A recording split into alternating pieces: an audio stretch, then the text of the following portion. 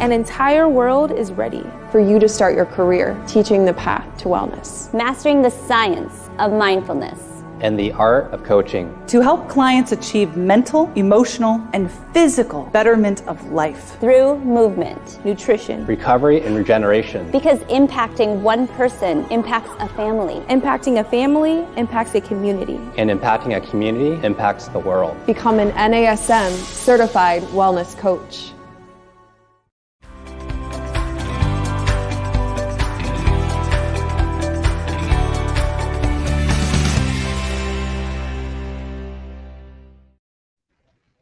Hello, everybody, and welcome to this week's edition of the Master Instructor Roundtable. I'm Marty Miller, Regional Master Instructor, with my fellow Regional Master Instructor and dear friend, Miss Wendy Batts. Wendy, how you doing today?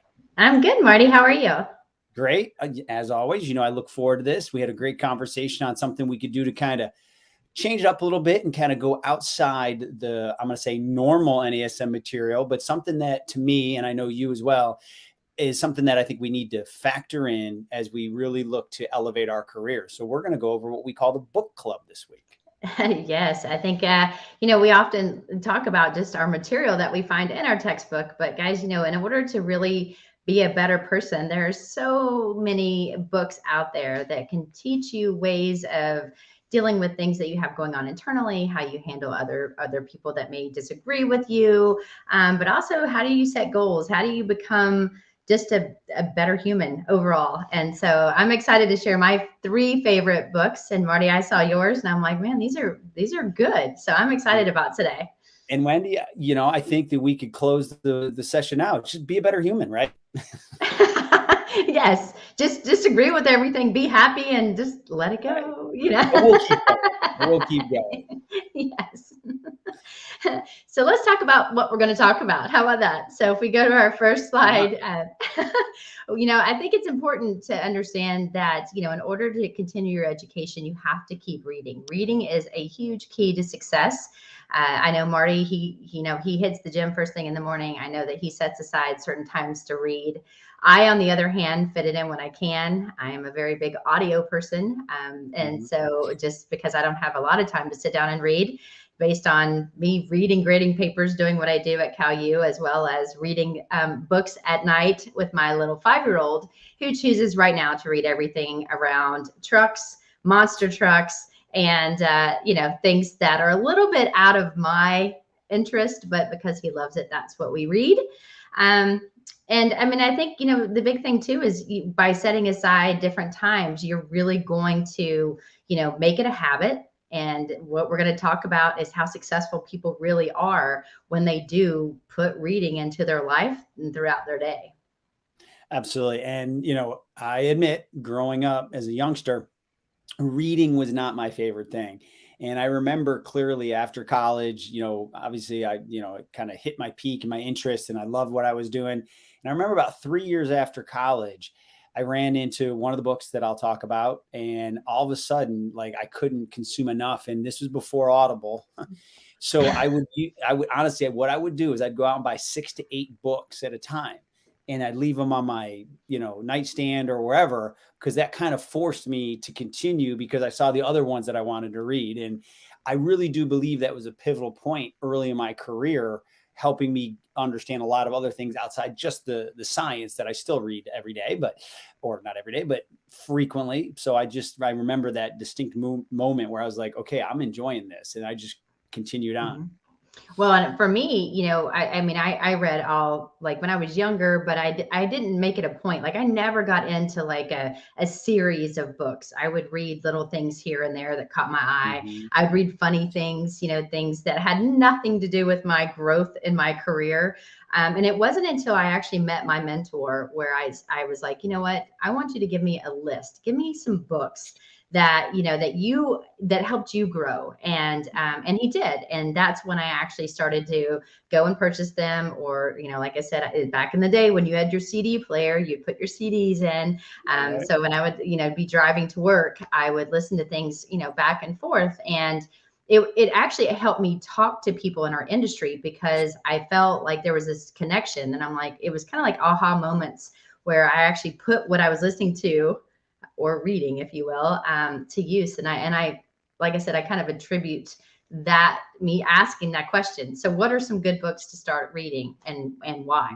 And yeah, absolutely. So for those of you that are just joining, Wendy and I, for this week's Master Instructor Roundtable, we kind of went outside the box of just pure science, and we are talking about a book club, being a passionate reader, and the value that, and you'll see some really cool stuff coming up, the value that adds in your personal and professional growth. yes. And how much should you read? Let's talk about it. I know, right? All right. So when we talk about the importance of reading, 88% of successful people read at least 30 minutes per day. See, evidence-based. We came at you still with a scientific, like, you got to have some percentages here, right?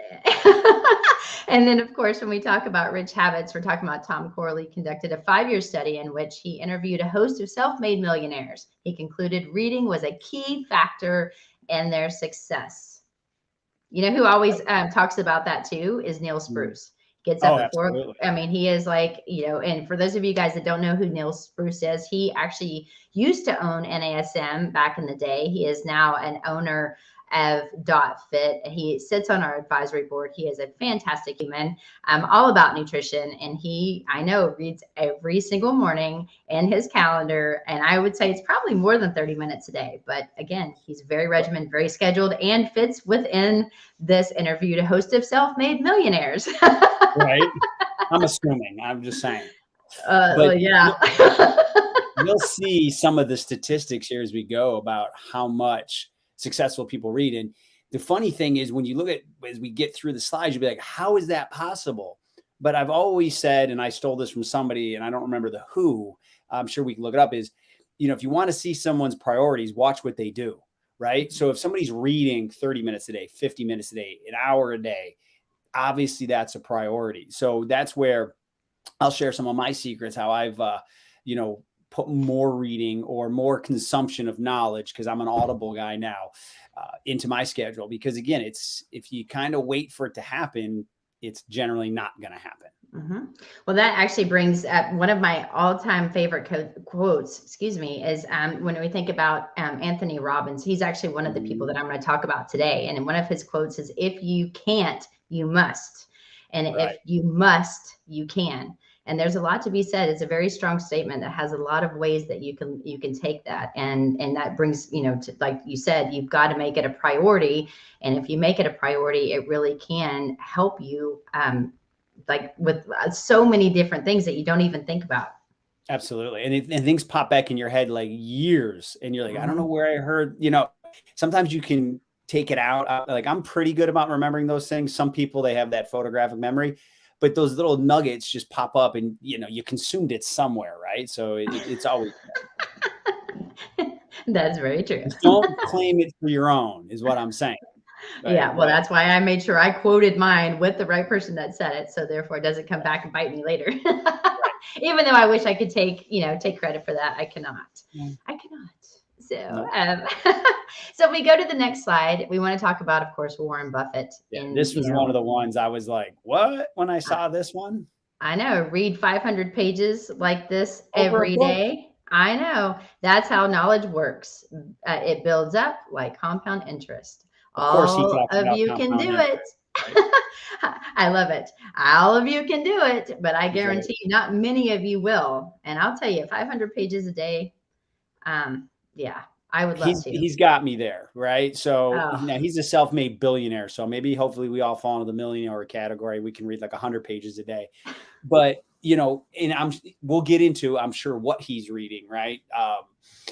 The key thing is, like, I do truly believe it becomes a passion, and especially if you start to find things that challenge you or things that make you grow, you can digest and consume that content, quicker and quicker.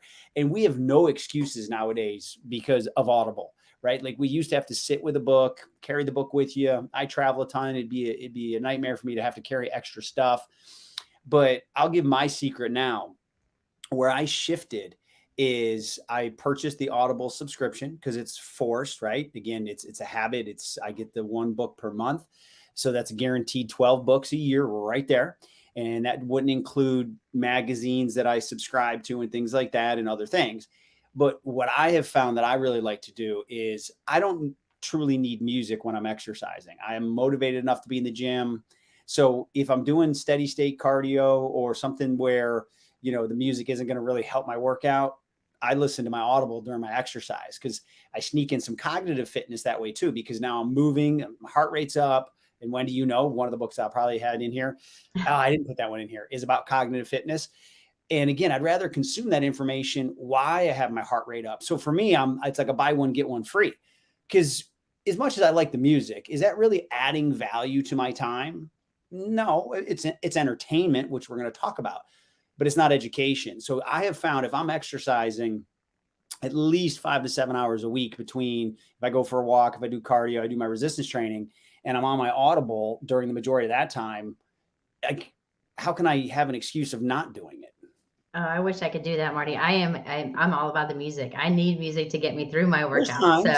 Yes. So, but I do live in Atlanta where there's always a ton of traffic. So when I'm sitting in my car, instead of trying to, say stuff that I shouldn't because people are not driving well and I'm stuck in traffic, you sometimes listening to some of these books, I think, kind of gets me through the car ride, and it kind of takes my mind off the fact that I've been sitting in the same spot for 30 minutes and not going anywhere. Exactly. It will distract you, right? Yes. And so, like I said, I think there's a lot of things. One thing that's really hard for me is because with my job, I have to read a lot, and I read a lot of people's posts and discussions and research articles. And, so sometimes, turning the page and doing something completely different, it's so healthy for me. I need it mentally. I need it physically. I just need a break, because I love everything in the fitness industry that we're doing. I love the growth that we have. I love the modalities and the tools. And, when people are coming up with new things and theories, I like listening to what others are doing. But sometimes just totally turning the page and thinking, okay, what's going to be something to help me, like you said, cognitively, or just totally change my thought of what I do every single day. Let me do something different. And I think, I think that's super important, because I wasn't doing that, Marty. And you saw, I was just getting burnt out. I mean, you can easily get burnt out if that's all you do 24/7. Yeah. And I think, it comes down to too, is you pick up a book and you don't know how it's going to help you necessarily. And shockingly, you're like, oh my God, there's so many things I can take from this. So that's the part that I like about it, is when I get in a book that I like, and we're going to talk about the different types of books, of course, but I do go through that process of, okay, how can I relate this to my day? How can I relate this to my career or my personal life or whatever? So it really does stimulate, a deeper level of thought. There's nothing wrong with reading things for entertainment, and we will show that here in a second, but we're really starting to shift our focus to reading for knowledge, not for entertainment. Now, if you like to read and be distracted, totally get that, but that doesn't count when we start talking about the numbers here in a minute. Yeah. And when I say, trying to get distracted, I'm trying to do things that are going to better me as a person. And so the three that, when we get to my page, the three that I chose are ones that I read years and years and years ago. I mean, one of them, I think, came out in publication, in 1991, I think, is when I looked at it. And I'm thinking, man, that's a long time ago, when in all reality, it seems like it was just yesterday that I was reading it. And so, oftentimes the ones that you're going to see that I show, you have to go back and read them or listen to them again, because you pick up a little nugget, and it's something that I have found very helpful, especially being a trainer in our industry. Yeah. And Wendy, here's the other thing too. When you read it at that time, you're not who you are today. So being able to sometimes, when it's these books that are just iconic, you read it at a different point in your life and you're like, oh, I see this totally different now because of other things you've read, other experiences, some of the things in the world that have changed. So that's the cool thing about going back on occasion and picking something up you haven't picked up for a while. So, but for those of you that are just joining us, Wendy and I on our Master Instructor Roundtable this week, we're doing something different. We're talking about our book club in the sense of, what can we do outside of the science, the nuts and bolts that we do every day, and talking about the value of being a passionate reader and how that's going to help, you're going to see here in a minute, your career, even financially. Yes. So let's go ahead and go to the next slide then. You can't do a teaser like that and not go ahead and move on, Marty. So, What Here it should is. someone read? And so if we look at these different points, we've got individuals with an annual income of over 160,000 or with a net worth of 3.2 million plus. They read for self-improvement, education, and success. I'm on the right page. I am not in that statistic, but I'm on the right page. In addition, they tend to choose educational books and publications over novels, tabloids, and magazines. And in particularly, they are obsessed with biographies and autobiographies of other successful people for guidance and inspiration. And of course, this one's always a good one too. Individuals with an annual income of 35,000 or less and a net worth of 5,000 or less read primarily to be entertained. Yeah, and we're going to talk about entertainment and education here in a second. But one of the things that I've done over the last 12 years now, maybe more, is I have a subscription to Success Magazine. Now, it is a me magazine. too. Yes. You probably got it from me. I'm just saying. I got it from Clark. That's who I got it from. Exactly. Yes. So what I like about that magazine is it used to be once a month. I think it's like 6 times a year now, but whatever. It's still good. But what I use that for is a quick read, when I don't have a bunch of time. But what I've used that for is I've used the quote before. And again, another quote I got to figure out, I remember who said it, is you become the sum average of the 5 people you spend the most time with. So I've heard people say, well, you're in trouble. Right. That's another Master Instructor Roundtable. Wendy's 5 people. But anyways, so what I like about that Success Magazine is sometimes I've heard people say, wow, I can't get around those type of people and I don't have the time, or, so go get Success Magazine and be mentored that way, because these small little articles can give you a track to go look at further information. Dr. Oz is in there every month. You're going to see interviews with self-made millionaires. You're going to see motivational speakers in there all the time. So that way, that magazine, quick read, and again, we're not endorsing anything, but I'm just telling you what I do. It gives me an idea of maybe what's next for me, because they're always cultivating new content, new ideas, new trends, and they talk about what's going on today versus what happened 10 years ago. And I think that's important because, again, if you're not sure where to start reading and you really want to start doing something a little bit different and you want to read about successful people, you really need to know who those successful people are. I mean, Warren Buffett, obviously everybody pretty much knows who he is, but there are, and what I have found when I do that and reading that one particular magazine as well is, it kind of gives me, like you said, where am I going to go next in my reading? But also there are a lot of those individuals that they discuss in these magazines that hold different conferences or they have seminars or something. And so I know my husband and I actually found one in Nashville, and we took a weekend trip out there, and it was a two day seminar. It was fantastic. And we would have known nothing about it had we, not kind of read up on it, it was kind of like, hey, this is what we do and this is how we do it. And then when we saw it, we're like, we're going, and it was phenomenal. Absolutely. Great point. All right, let's move on. So now entertainment. This is the one that Brian Tracy, I remember this quote because this is why I put it in there. This one has stuck with me for a long time. The average person, so we're talking about an adult after college, if they go to college, spends an average of 50 minutes on entertainment for every 1 minute of education, personal growth. So it's a 50-to-1 ratio.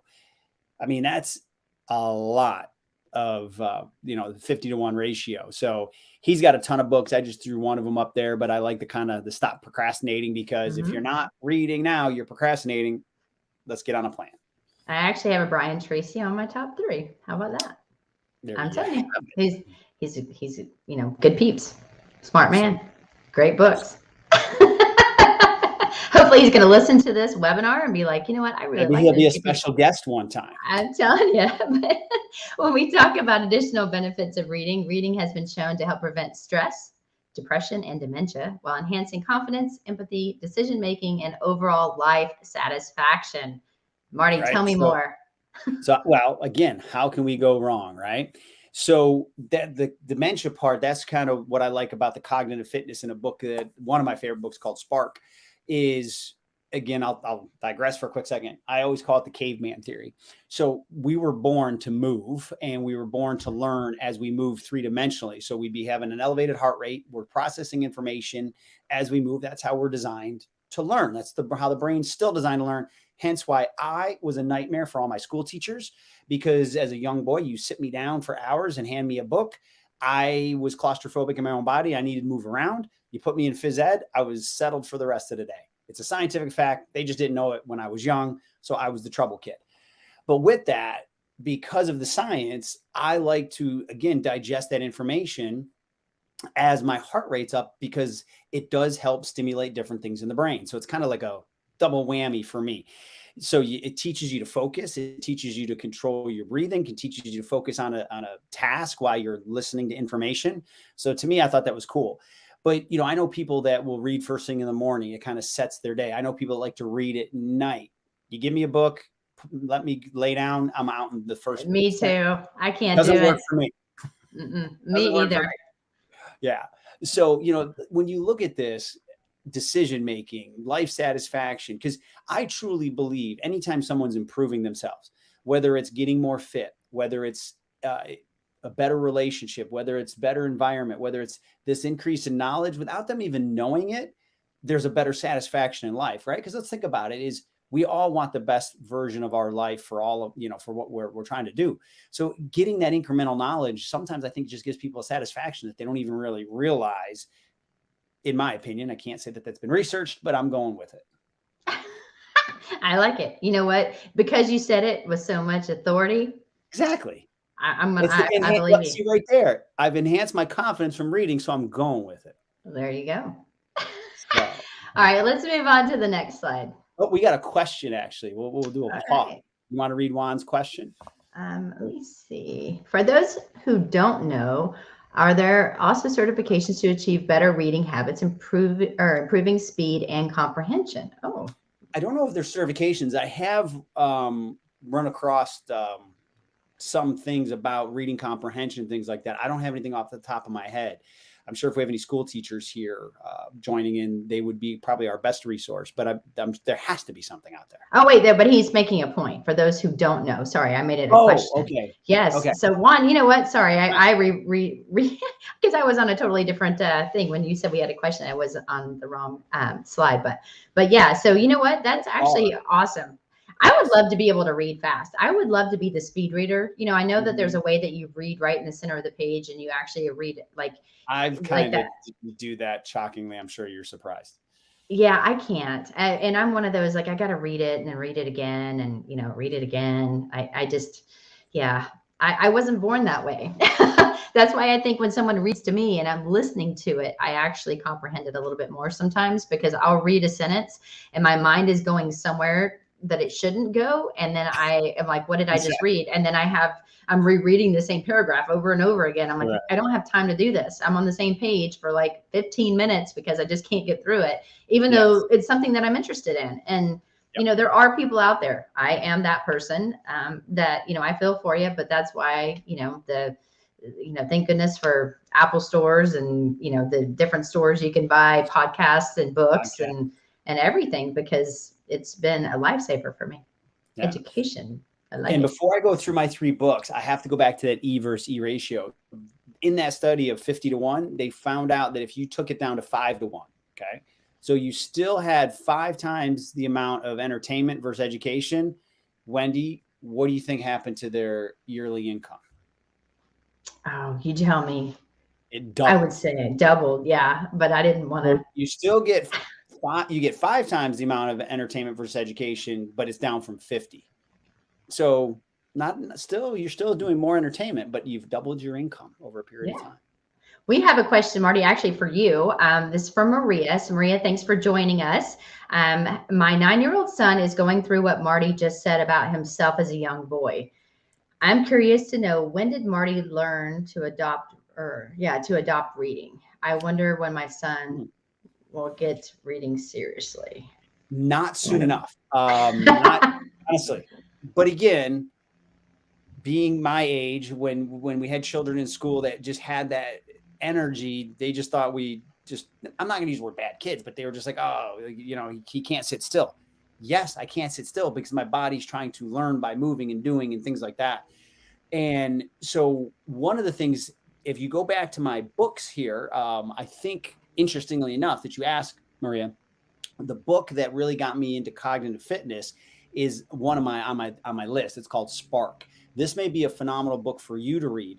because it talks about a school in Illinois, Naperville, who they were about to get rid of their phys ed program. And the phys ed teacher's like, no, we're not doing this. And he went out and studied what was going on. And he realized that if he was going to have a phys ed program, he had to do things totally differently. So the school system went to giving everybody a heart rate monitor and putting phys ed early in the morning, and they'd have to do a mile and all this stuff. And then they'd go to classes and do things. And Naperville at that time, their scores on the global tests went to like 9th in the world. So there was like, wait a minute, why are these kids GPAs going up and all this other stuff? And so they realized this whole cognitive fitness. So that could be a book that could interest you. Then the other thing I think, you know, a 9-year-old boy, for me, if I raised 3 children, 3 boys, reading wasn't always their passion, but I had to find what they were interested in. So instead of reading books, you know, like what the school would get, all 3 of my boys love cars. They still love cars. So I would try to find something where they didn't think it was reading, it was digesting information on a passion.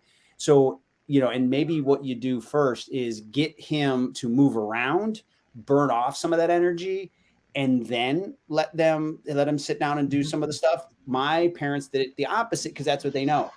I would come home from school and I'd have so much energy pent up because I sat all day, and my mom would make me sit at the kitchen table and do my homework. And I'm not lying. I was probably between 7 and 9. I'd almost get so much anxiety, I'd start to cry, but I couldn't go play until I got my homework done. It made a lot of sense to her back then. But if she would have switched it and said, okay, you have an hour, go burn it off, I guarantee I would have come down and been able to sit and have more calm, learn better, and then maybe go finish what I wanted to do. So Spark, this is one of my favorites by Dr. John Ratty. I could read this book all the time, constantly pick up new things. That's a must for me. He's come out with a couple other books. And then hopefully that's helpful, Maria, and you'll have my email at the end. Feel free to email me. And then the other one, I'm all about habits. Wendy, shockingly, a book on habit. I get up at the same time every day. I do the same things every morning. I work out. I mean, it is a habit. But I think I had to personally develop those habits because I had such poor habits as a youngster. And when I shifted my focus and wanted to be successful, the only way I was going to do it was by this routine and these habits. And now I'm addicted to them. Like, I love my routine. I love habits. And when I have to adjust, it frustrates me a bit, but that's me. And then the final book, I read probably 50% of my time right now over the last 2 years has been military. And it's not military history. I do like that, but I love the discipline and the willingness to drive and overcome from our military veterans. I'm a big fan of the military. I think it's phenomenal. And when you think you're having a bad day and that you've been through a lot, read what some of these people put themselves through to achieve their goals. So David Goggins got a very unique personality. If you don't like a lot of curse words, he may not be the guy for you, but what he overcame in his life, and he's a habit guy. He's a very disciplined guy. And he talks about really helping you achieve that inner strength to go after what you want. And we all have goals in life. And most people leave their goals on the table because they don't have that last little oomph to be consistent, to drive, and to push. So these are 3 of my favorites. I got plenty more, but I kind of want to do a little bit of everything. Well, and I'm going to kind of butt in to Marty and to Maria's actual question. Yeah. You know, as a trainer, you know, I start working really early in the morning. And before I moved to Georgia, I actually worked with 2 young boys. The parents would bring their kids in before school. They were early risers. However, they both had severe ADHD. And the doctor said, you know what, let's see what happens if they go through some exercise routine, because the same thing, Marty, they didn't start with PE at the beginning of their day. But when they would do that, they were actually calmer through the class and they were able to learn better. So there is a lot to be said with that. Again, I am not a doctor. I don't know what happened, but we would do a lot of like speed ladders because they were young. So we weren't lifting heavy, but we were doing a lot of body work and flexibility and mobility and dynamic stuff and you know, and making it fun. and they enjoyed being there. So they enjoyed when it was their day to come and see me, which was twice a week. So, just something to think about. Again, I know that's a totally different extreme. It was someone that was diagnosed with being hyper. However, it was one way that it kind of kept their children from having to take a lot of drugs, because they actually did it through exercise. And so just something to think about as well. The science is there. Yeah. And again, I know we're talking about reading, but just something for you to think about if if you feel like you want to try to maybe get them working out in the morning, see if maybe when they're working out, you can read to them. It could be way off. However, there you go. So let's talk about my favorites. Mine are completely different. When I put these on here, I was like, you know what, I have issues on switching things up, because mine are pretty much the same, but from 3 different authors. And so one of my all-time favorite books is How to Win Friends and Influence People. To me, this book actually was given, someone told me to read it when I was younger. I have read this book probably 10 different times throughout my life.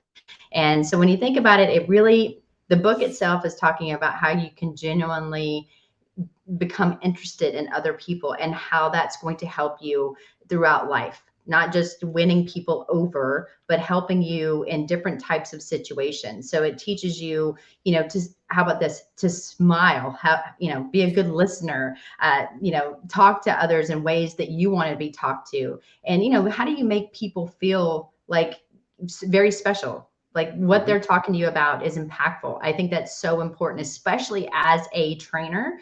There's a bunch of different ways talking about how do you avoid arguments. How do you show respect? Everyone thinks that they're showing respect. However, are you really showing respect?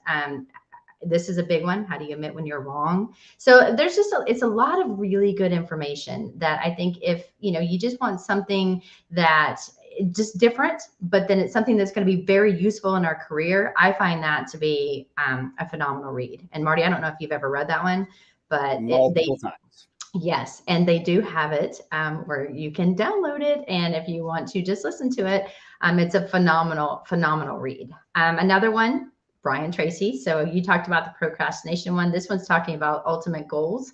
And guys, when you think about this, you have to be able to have goals for yourself. And so, this is actually a way for you to listen to a process. So he gives you a process to listen to where you have to think about what you want to achieve. That's going to be first and foremost. And then from that point, how you're going to transform your life to make those goals and what you want happen. And, for me, I have, and Marty knows this, I have my hands in so many different things because I enjoy so many different things. However, in order to be successful, you really got to pick the things that you're good at, that you enjoy, and that you don't feel like is a job, something that you truly enjoy. So to me, it's really more about how to transform your life. I found it to be good. Again, it's more what I call a self-help book. I think both of these are. And then another big one is Awaken the Giant Within by Tony Robbins. I like listening to Tony Robbins. He's got a bunch of wonderful talks that I listen to, but basically this book itself is kind of a blueprint on how you can kind of take control of your own life. And it's like, the things that we all talk about. I mean, we talk about when you're setting goals for clients, but we also have to do it for ourselves. So, get your mind right. I mean, we've said that so many times, but that's going to be the big thing. Start with your mind, work through your body, think about, your relationships, think about your finances. I mean, Marty and I talk even finances. Like I said, he's like my second husband. Like we don't fight about money, but we talk about money. You got to talk about different things with different people. And, and then at that point, you've got to learn to associate like bad things with pain, but let it go, change your mind, change your thought process, make it pleasurable. And I think, to me, all of these, again, are really more about me, making me a better person, not something that's, outside. So again, these would be my probably, I don't want to say like, there's so many to choose from, but these are 3. I don't want to say my top 3. Now, How to Win Friends and Influence People definitely is probably my number 1. But the other ones, like I said, there were so many good ones to choose from. But these are the ones that I chose for today. Maybe we'll do this again, Marty. And here's the exciting thing. just finished a book on Audible and I got a new credit and I'm excited. And like sometimes like I don't know which one to go with. So a lot of times what I do is I throw up on Instagram like a poll and see what people think. So I'll still get the final vote, but you know, I might do that tomorrow. Yeah, I mean, but see, that's one of the reasons we wanted to do this, because Marty has a totally different approach, which is so helpful. It's really teaching him, like, you know, things are going to be super helpful for him. This is super helpful for me, but you can tell they're totally different books. And David Tracy, so many people have heard about them. Tony Robbins is, you know, if you know of any kind of books, then you've probably heard of this guy. So again, it's not like I'm turning over some new moment, but I really think, I think I just like these. I agree 1,000%. Now, have you read mine, Marty? I have. Oh, okay. I have not read yours. So I gotta catch up. Let's go. I'm telling you, you know, that's maybe that's gonna be my New Year's resolution. Read your books. You know, and I was thinking I gotta do some shopping for my 3 boys. Maybe I'll buy them each an Audible subscription. Yes. Well, there you go. Gift that keeps giving. Over and over. So, I mean, I think, you know, with this, we were hoping you guys enjoy it, because again, this I keep saying podcast, or our webinar really is about the book club with Marty and myself. And the big question that you have to ask is, are you a passionate reader? And once again, for me, I'm not a passionate reader per se, but I love to learn. I love to listen. So instead of sitting down with a book, I listen to books and I learn that way just because of my time. But that's how I can schedule it in. And of course, this is your big one. What is your E versus E ratio? So, Absolutely. you know, so you've got to think, you know, that's a big one for Marty. Can you find the time? Can you afford not to find the time? I mean, think about some of the statistics we just talked about. And then you've got your Audible, you've got to try to find ways to work it in. And, you know, we've talked about accidental exercise. So why not accidental, listening? Yeah. I mean, it's always something that's going to help the brain. There you go. Accidental exercise. Yes. So Audible time block, make it a priority. Couldn't agree more. Well, Marty, this was fun. Like I said, I know it's something completely different. We appreciate NASM kind of letting us do something a little different. And, I don't know. I learned a lot from you, Marty. Same goes here. And here's the thing, Wendy and I were talking about this, when we do these, it's not about the information we want to put out. It's the information that you want to digest. So if you like this topic, you're going to have our emails here in a second or two. We could revisit it every so often. And maybe what we do is we throw a book out there ahead of time, talk about it, give people a couple weeks to digest it. And then maybe we can come back, even if it's part of one of our instructor roundtables, just to kind of go over the highlights. Yes. And guys too, with it becoming towards the end of the year, Marty and I really want to make sure that we're covering all the topics that you guys are interested in. And so we're going to throw it back at you and say that if there's something that you feel like we've missed or you want us to go into more detail on, please send us an email and say, hey, these are some ideas that we have. And, would you be willing to do one of these? Because we really this is about you guys. We love chatting with each other and we love doing these, but you guys are the reason why we continue to do these. So I'm hoping that, that you guys will be able to give us some ideas. Absolutely. It's been fun, Wendy, Marty. Absolutely. Always. To give in, but why don't you give them your contact info and then I'll give them mine. Certainly. My email address is wendy.bats@nasm.org, or you guys can find me on Instagram at wendy.bats13. And my email is marty.miller@nasm.org. And then my Instagram, dr.martymiller72. And tonight tomorrow, I am going to, as promised, throw out 2 different books that I'm considering for the next Audible. Let you guys vote, see which way I should go. So as always, Wendy, thank you. This has been a great, I think, little bit of a change. Looking forward to do it again. So thank all of you for your time and attention. Hope you have a wonderful rest of your day and see you again next time on the Master Instructor Roundtable.